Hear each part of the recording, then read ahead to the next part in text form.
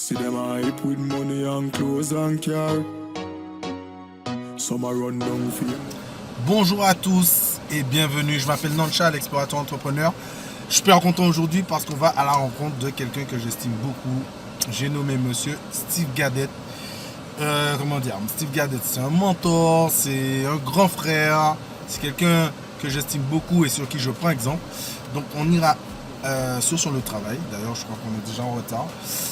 Et il nous expliquera ce qu'il fait, comment il le fait, quelles sont les clés de sa réussite, comment il avance tous les jours au sein de son travail, au sein de sa famille. Et puis, on essaie de lui poser un maximum de questions pour que ça puisse nous servir à nous et à vous aussi.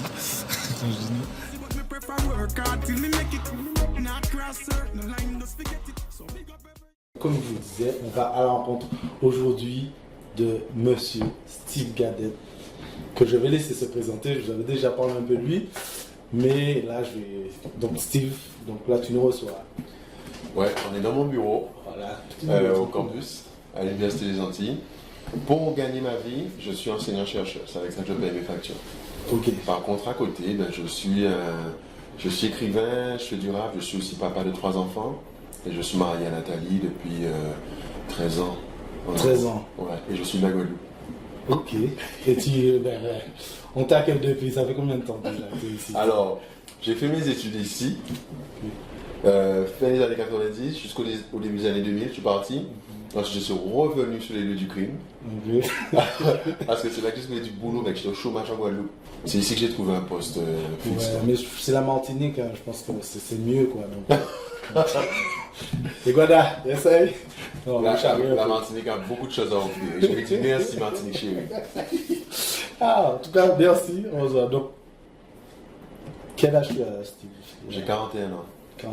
41 ans, tu as déjà 5-6 casquettes. Ouais. Comment tu fais? Plus celle-là. Voilà. Non, je ne fais pas tout en même temps. Ouais. Et ces casquettes-là sont arrivées graduellement dans ma vie. Okay. Je n'ai pas commencé en étant mari.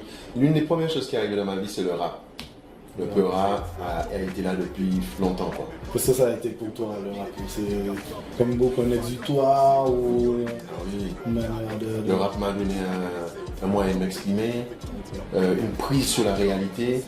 Ça m'a donné des amis, confiance en moi. J'ai pu faire des expériences, tu vois, aller dans des endroits, apprendre à parler à des foules, okay. Tu vois, maîtriser un peu cette communication verbale avec des foules. Et puis le rap aussi m'a aidé à devenir un chercheur, parce que j'ai fait mes recherches dessus. Ok, d'accord. Tu vois, j'ai fait mes recherches sur la culture hip-hop, donc ça m'a aidé aussi à... Alors, on le sent, c'est ce que vestimentairement. Ouais. Tu sais, des fois je suis dans d'autres codes, hein. Oui. J'aime bien voyager dans les codes. Okay. D'ailleurs, ça va contraster avec le côté universitaire et hip-hop. Ouais, des fois. Comment dans ce cadre-là, les gens accueillent ça?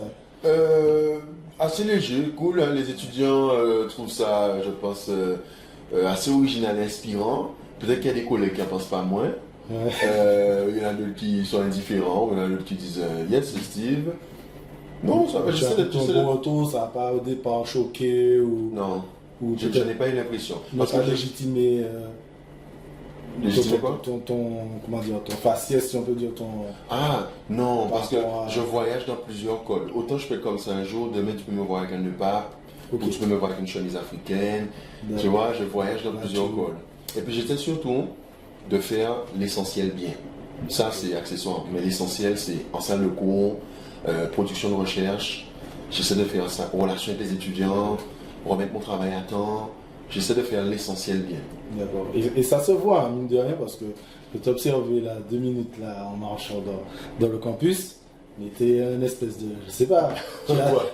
T'arrives pas à faire 5 mètres sans qu'il y ait un élève qui vienne te voir. Aujourd'hui. Là, tu leur as dit que je venais, c'est ça? Non, mais je sais pas, t'as une aisance, Oui, est-ce que c'est le hip-hop aussi qui t'a permis de... Peut-être bien.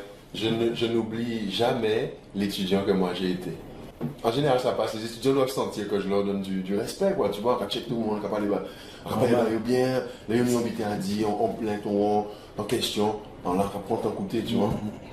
Pas parce que tu es prof aujourd'hui qu'il faut être déconnecté, tu vois, de ce qu'il y a autour de toi. Donc, non, j'aime bien ça, quoi. D'accord. Finalement, c'est une continuité quelque part de hip-hop, écrivain peut-être, et puis par la suite chercheur, parce que toutes tes casquettes, en fait, elles se confondent l'une dans l'autre. Voilà. C'est vraiment ça, parce que dans le rap, il y a l'écriture, dans le fait d'être écrivain, l'écriture est là, en tant qu'enseignant-chercheur, l'écriture est là. Donc, ces casquettes-là, un peu comme... elles se sont posées au fur et à mesure. Quand il y en avait une qui était bien en place, j'ai eu envie d'aller plus loin. Ce que j'ai appris, c'est de trouver le bon équilibre entre ma vie privée et ma vie professionnelle. Je veux d'abord être un bon mari pour Nathalie, être un bon père pour mes enfants. J'ai du travail dessus, mais ça commence là. Parce que si j'essaie d'investir beaucoup plus d'énergie dans le boulot et pas faire attention à la vie familiale, voilà, après tout ce qui nous reste après, une fois que le rap est passé, le boulot, les accolades sont passés, tout ce qui me reste, moi, c'est ma femme et mes enfants. Donc en allant vers ces trucs-là, il ne faut pas qu'elles paient un prix trop élevé. Il ne faut pas qu'elles n'ont pas à payer de facture, quoi. Et du coup, comment du coup tu as réussi à mettre en place cet équilibre par rapport à toutes tes activités? Je me suis trompé, je me suis brûlé. J'ai une femme qui est vraiment bien, quand je dis bien, c'est pas qu'elle accepte tout justement, qui sait me dire, ben là il y a un souci, là il y a un problème, tu n'es pas en équilibre, je te vois pas, j'en ai assez. Tu vois? Toi, tu es là aussi pour entendre ça, parce que je suis bien entendre ça. Et heureusement qu'elle est real, quoi, qu'elle est authentique. Et je sais qu'elle m'aime. Donc c'est en me brûlant, c'est en me trompant, c'est en tombant que j'ai réussi à rectifier parce que je ne suis pas un ange du tout. Et puis je discute des fois avec des gens, soit qui sont passés par là ou qui sont dedans. J'apprends, et quand je vois aussi des personnes, tu sais, qui ont peut-être réussi des choses super bien, mais dont la vie privée en lambeaux, dont la vie familiale en lambeaux, ça m'inspire.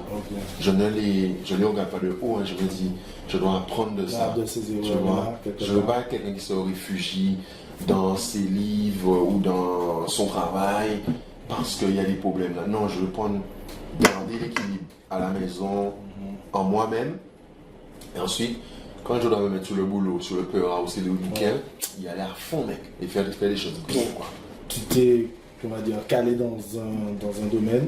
Une fois que tu as senti que tu avais fait tes armes quelque part, tu as passé à autre chose. Et au fur et à mesure, c'est ça. Step by step, c'est ça, d'aller au fur et à mesure, mais prendre le temps vraiment de poser les bases pour la suivante. Tu sais, maintenant que tu le dis, ça paraît évident. Mais en le vivant, j'ai pas toujours pensé comme ça, mais c'est vraiment ça en fait. Poser les bases et ensuite, lorsque le temps de la métamorphose était venu, rentrer dedans, rentrer dans de nouvelles aventures. J'ai appris aussi à travers ça à ne pas, vivre pour avoir l'approbation des autres. Si y a des choses positives qui arrivent, c'est un plus, soit. Les critiques constructives, je m'en sers. Celles par contre qui arrivent juste sur ta personne parce que tu es toi, j'ai appris à m'affranchir de ça, à avoir une forme de ténacité, de témérité. Par exemple, s'il devait y avoir une formule quelque part, mais bon, c'est le vécu qui fait ça, mais s'il devait y avoir une formule, ça serait laquelle pour avoir justement ce recul, cette ténacité d'être un peu imperméable à tout. Du moins, cet environnement quelquefois nocif, on va dire. L'une des premières choses que je vois, ma croyance en Dieu m'aide beaucoup. Parce que je me dis que Dieu n'est pas fou, qu'il a un plan pour ma vie et qu'il ne m'amènerait pas dans des circonstances simplement pour que je connaisse des choses chaotiques. Donc je me dis qu'il y a un sens, que toutes ces choses, si elles arrivent, elles ont un sens. Ça m'aide. La deuxième chose, c'est que j'ai des gens autour de moi qui m'aiment. J'ai de vrais amis. J'ai des gens dans ma famille qui m'aiment. Donc j'ai un cocon de personnes qui n'aiment pas Steve pour l'homme public, qui l'aiment parce qu'il est Steve. Quoi. Donc je peux toujours me retirer, prendre des forces pour être ces personnes, leur poser des questions, écouter leurs critiques. Donc ça m'aide beaucoup. Ensuite, il y a autre chose qui m'aide aussi, c'est l'estime. J'ai appris à cultiver l'estime de moi-même. Tu vois, je suis pas... j'essaie à apprendre vraiment qui je suis. Et m'estimer moi pour qui je suis, pour que ce qui vient de l'extérieur ne puisse pas complètement m'exploser. L'autre chose que je vois, c'est aussi prendre soin de moi. Faire du sport, lire, m'aérer, m'ouvrir, prendre soin de mon corps, tu vois, prendre soin de moi. pour que ces trucs extérieurs-là, que j'ai une espèce de discipline physique, spirituelle, mentale, qui m'aide à continuer à vivre un jour à la fois. Mais je ne te mentirai pas, il y a des fois où j'accuse simplement le coup. Hein. Oui, tu restes un homme. Ah ouais, frère. Voilà. Il y a des fois où j'accuse le coup, mon gars. Ok. Et comment tu, justement, repars? Je développe une espèce de... Je sais pas si c'est comment on appelle ça, une espèce de niaque ou une espèce de quelque chose qui bête. Ouais, Tu vois? à toi-même au... Ouais. Ben, qu'on va pas Ouais. Non seulement moi, Bénéco, mais ceux qui arrivent de l'extérieur, qu'il y a des autres. Ok. Vous n'étiez pas là quand je me suis fait, tu vois? Donc, qu'il y a des autres qui bête. Et quand il va dire, il va tirer dans le piment pour qu'il ne pas apporter. C'est-à-dire que si vous pas ni ennemi, si vous pas ni détracté, c'est-à-dire que pourquoi bouer, c'est pourquoi Ça va avec quoi? L'évolution, oui, toute forme d'avancement génère des ennemis ou génère de la contradiction. L'intellectuel que je suis ne refuse pas la contradiction. Donc, bon, voilà, on va pas laisser s'empêcher, moi, travailler, avancer, monter mes projets, prendre soin des miens et puis, comment dire, porter ma part de progrès au pays. Ok, tu as cette notion-là, je l'ai venue justement. Oui. Je sais que tu vas dans des conférences, des colloques, tu as ce souhait d'apporter un plus. Dis-nous, parle-nous un peu de tes projets, par quelles actions tu fais cela un peu. Tu sais, je me dis que chaque génération doit apporter sa part de progrès. Comment je le fais? Déjà, en étant un bon professionnel, là où je travaille, j'essaie d'être un bon professionnel, quoi, pour porter ma part de progrès. Ensuite, j'essaie de ne pas rester que dans mon milieu professionnel. Je veux être aussi un militant, un activiste, quelqu'un qui va à la rencontre de d'autres personnes pour soit échanger ou amener une expertise qui peut faire une différence ou comprendre ce que je n'ai pas encore compris. Donc, comment je le fais? Je vais des fois dans les établissements scolaires et je fais de la prévention de la délinquance, j'anime des conversations autour des relations garçons-filles. Je vais aussi en prison où j'anime des cafés citoyens avec des détenus ou des ateliers d'écriture avec de jeunes détenus, des mineurs qui sont incarcérés. Tu veux vraiment investir dans la vie du pays. D'accord. Là où je peux rentrer, j'y vais, tu vois. Donc je le fais par ça, je peux le faire aussi des fois par mes livres, parce que j'ai un lectorat qui est assez conséquent. Il y a des livres que j'ai écrits qui ont été lus et achetés par plein de gens. Donc là, c'est une façon aussi de rentrer en discussion, travailler les consciences, tu vois, amener les gens à réfléchir sur certaines choses, tu vois. Donc ça aussi, c'est ma façon d'amener ma part de progrès. Et puis en tant que militant aussi, je prends la parole. Des fois, ça peut être sur les réseaux sociaux, ça peut être dans les médias. Mais quand j'estime qu'il y a quelque chose que j'ai envie de dire, je le fais. Tu le fais. Tu vois, je prends la parole. L'autre domaine aussi, c'est la politique. Tu vois, à un moment donné, je veux pouvoir peser sur le devenir politique de nos pays. Pas très évident des fois à rassembler, surtout en ce moment-là, tout ce qui se passe, pas évident de rassembler les gens autour d'un sujet politique. Mais toi, quand tu le fais, c'est par quel moyen? Le rap, l'écriture, Ouais, les deux. Ouais, des fois je passe certaines idées à travers le rap. D'autres fois, ça va être à travers les bouquins. Je le fais aussi en étant en relation avec d'autres militants politiques. Je fais partie d'un parti politique qui s'appelle le CIPA. C'est un comité d'initiative pour un projet alternatif en Guadeloupe. Et moi, je suis en Martinique, mais je me reconnais à travers d'autres forces politiques qui y a ici en Martinique. Mais à travers ce parti politique-là, ça me permet d'être en relation avec des personnes qui sont plus âgées que moi et qui militent depuis plus longtemps. La particularité de cette démarche-là, c'est que ce sont des gens qui ne pensent pas seulement politique, mais qui pensent aussi beaucoup économie. Ils sont très axés sur la partie économique. Ce n'est pas que les slogans politiques, mais c'est la vie économique. Comment est-ce qu'on peut la débrider? Comment est-ce qu'on peut protéger certaines choses? Et ce discours-là, je médite dessus. Ça t'intéresse? Ça me parle. Donc, sur l'aspect économique, parce que explorateur, entrepreneur, tu te dis bien que voilà, il y a une partie économique. Aujourd'hui, pour rester sur toi, sur les différentes casquettes que tu as, t'es écrivain, ça te génère forcément des revenus, t'es professeur, ça te génère des choses. Comment aujourd'hui, comment dans ces économies-là, tu peut-être expires d'autres et puis reverse ta part, on va dire, de gain, si tu veux. j'aime ta question. Je vois plusieurs choses qui me viennent quand tu me poses cette question-là. Mon activité professionnelle, c'est famille, économie, et je reverse aussi des fois de l'argent à certaines associations et à ma communauté religieuse. Mes livres, il y en a que j'ai publiés avec des éditeurs, donc qui génèrent des revenus à un moment dans l'année. Et donc il y a un chèque qui arrive. C'est un chèque qui n'est pas très conséquent. Par contre, moi j'ai monté une boîte d'édition. J'ai monté une entreprise qui, elle, édite, distribue des livres. Et là, les revenus sont plus conséquents. Donc ces revenus-là sont réinvestis pour d'autres projets de livres. Ça fait que je ne dépends pas de X ou Y quand je veux mettre sous presse et imprimer et diffuser. Ce que je fais aussi, il m'arrive de distribuer gratuitement des bouquins, que ce soit en prison ou ailleurs. Il m'arrive aussi de faire sortir des projets de livres qui sont portés par des personnes. Je dis des, mais c'est un. Là, j'en ai un par des mineurs qui ont écrit. Donc, on est en train de finaliser leur livre qui va sortir, mais qui ne sera pas vendu. Qui sera simplement distribué. Mais avec un investissement de chez nous. Ok, ça c'est toi qui apporte tout ça. Oui. Okay. Avec un investissement de chez nous. Pour ce projet, on est aussi soutenu par la DRAC. Je connais pas. Tu vois, par la Direction régionale des affaires culturelles. D'accord. Ils mettent un chèque. L'autre chose que donc, cette boîte d'édition, c'est une entreprise, c'est du business aussi, donc il me rapporte aussi des profits. Il y a autre chose que j'ai mis en place, c'est une association. Et cette association-là, elle va chapeauter mes actions bénévoles. Okay. Parfois, elle s'appelle Faire une différence. Faire une différence. Okay. Ouais, c'est une association qui, quand il me faut un partenaire institutionnel à mes partenaires, je peux leur dire que j'ai l'association. Donc ils peuvent, s'ils veulent payer l'association ou donner tu vois, un don à l'association, ou simplement avoir un numéro, l'association est là. Tu vois, donc c'est déjà arrivé que l'association reçoive des fonds et qu'elle les réinvestisse dans d'autres projets ou qu'elle soutienne des étudiants. C'est arrivé aussi que l'entreprise permette à une étudiante de faire son stage.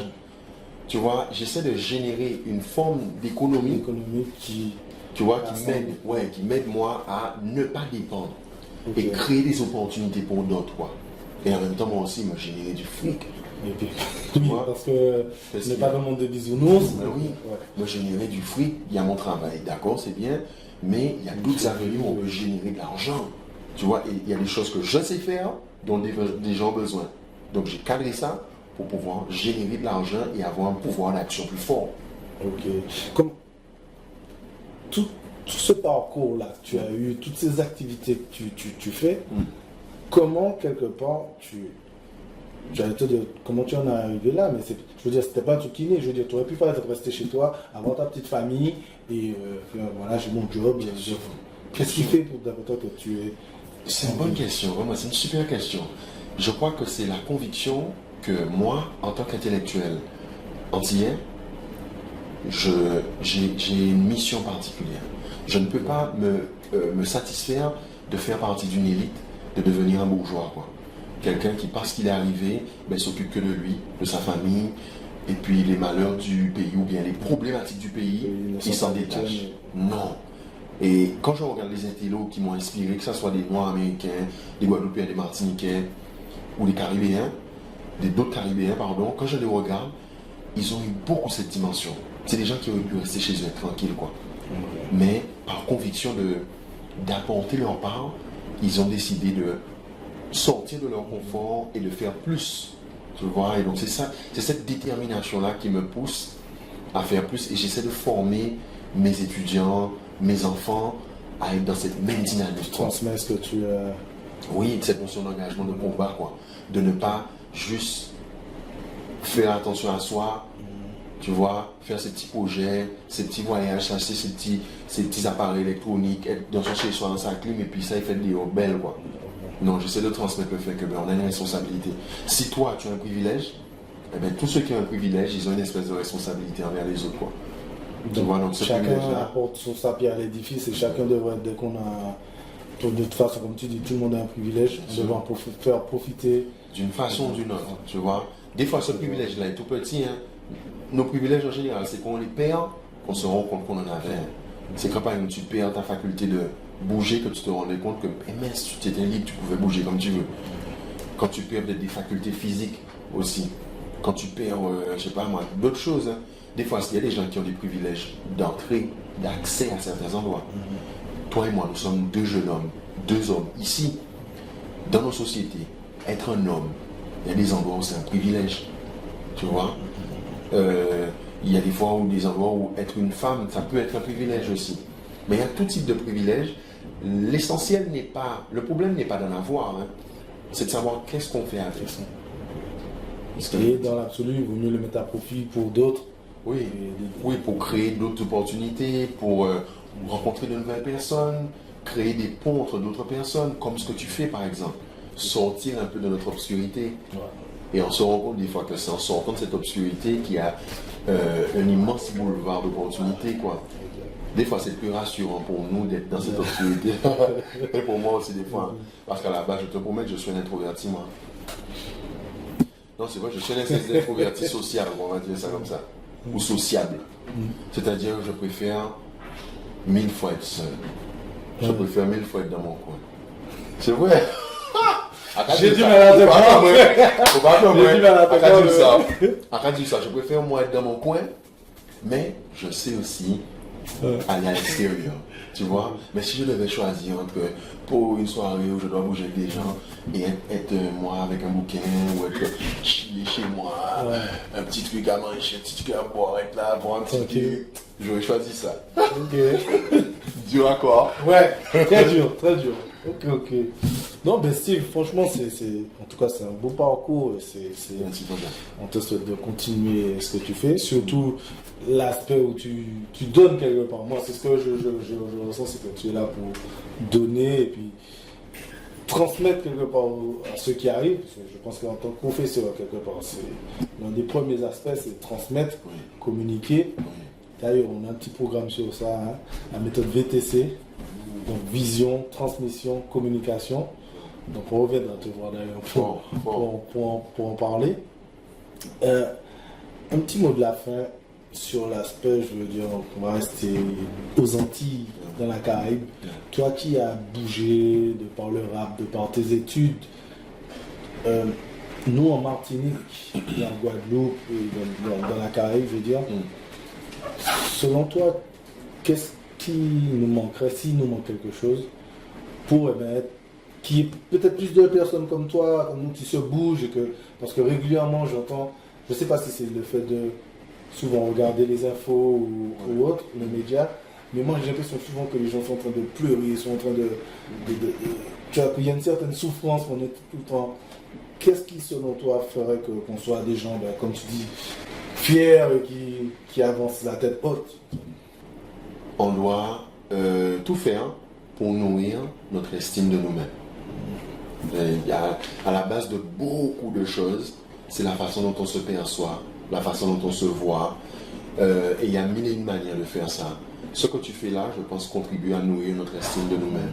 En exposant les gens à d'autres expériences, les gens se disent « Ah, mais c'est possible, ah, mais ça l'a fait, mais oui, nous pouvons faire ça en gens, tu vois ?» Donc, je veux dire, c'est nourrir notre estime de nous-mêmes. Après, je ne veux pas non plus être niais. Il y a une dimension économique qu'il nous faut absolument considérer aussi. Si on veut se mettre encore plus debout, je crois que l'économie de notre pays, on doit la penser autrement. La domination de certains lobbies béquets qu'il y a sur notre économie, le fait que notre économie n'est pas protégée, le fait que nos productions, nous-mêmes, non seulement qu'on ne gère pas nous-mêmes, mais que nos productions, ce qu'on sait faire, c'est laminé par ce qui vient de l'extérieur, qu'on sait produire quelque chose, il est des fois 3 fois plus cher que ce qui arrive de l'extérieur. Donc ça nous tue. Le fait que nos productions ne soient pas mieux encadrées, mieux protégées, qu'on n'ait pas la même mise sur ceux qui rentrent, sortent de notre pays, tu vois, qu'on ne soit pas capable de générer nous-mêmes une fiscalité, certaines taxes. Ça nous, à mon avis, ça plombe notre morale. Donc c'est pour ça que je milite pour un autre système, une autre façon de faire. Le cadre départemental, nous sommes fatigués et il nous faut passer à autre chose, devenir des pays et des territoires d'outre-mer. Je pense vraiment qu'il y a une notion économique qui fait que la population pense de telle manière, une façon de faire quelque part, une façon d'être. Ça ne résume pas tout, mais il y a Oui, ça. il y a une part. Tu sais, produire le pain, produire quelque chose, ça va avec la dignité. Quand tu produis, ça nourrit, oui, ça nourrit ta dignité. Comme nous, en tant qu'homme, en tant qu'adulte, quoi. Tu vois, être responsable de soi, de savoir que bon, ben, c'est qui a géré ça, c'est quoi payer facture, c'est quoi bouger, c'est des mauvais réflexes, ou pas dépendre des monde, c'est l'argent, on va ça, on croit sentir du moins, puis ouais, c'est bon, on raconte les vies, moi. Eh ben, c'est la même chose pour le pays, quoi. D'accord. Bon, c'est ce qu'on retiendra. De toute façon, quelque part, nous sommes tous des entrepreneurs, je le dis souvent. Yes. Même si ce n'est qu'entrepreneur de sa propre vie, pas forcément d'une société, mais on est tous entrepreneurs. Donc, comme je vous l'avais dit, il y a des gens qui se bougent, à l'image de Monsieur Gadette. Et de Monsieur Lancha, mon projet. Yes. Ok, explorateur entrepreneur. On vous dit à bientôt, à très bientôt, et puis créez votre expérience entreprise, je vais vous dire. Et puis, move. Yes, I. Ok. See through me lens. No for them bend up for Benz. Fear drinks or a dinner. No for them twist up for dinner.